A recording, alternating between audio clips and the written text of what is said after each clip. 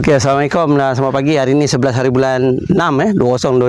Hari ketiga Ni hari ketiga Pak Din tanam nenas. Jadi makna untuk hari sampai pagi ni kita dah siapkan 15,000. Jadi mana ni kawasan dia yang Pak Din tanam ni dah habis siap untuk tanaman 15,000, ada belayan lagi 5,000 yang Pak Din akan siapkan. InsyaAllah hari ni ataupun besok kita akan siap lah. Jadi mana total 20,000, biasanya maksimum 4 hari Pak Din akan siapkan.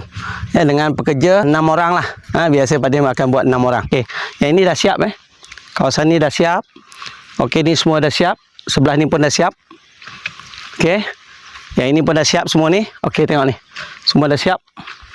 Jadi last yang ini lebih kurang 4,500 lagi. Ini 4 batas ni lagi kita akan siapkan hari ni. Okey. Okey, cukuplah untuk 20,000 keadaan.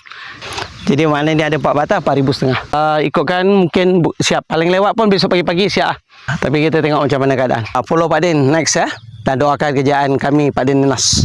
Okey, tu. Cik Di apa mana? Tengok. Okey, Wak. Alright.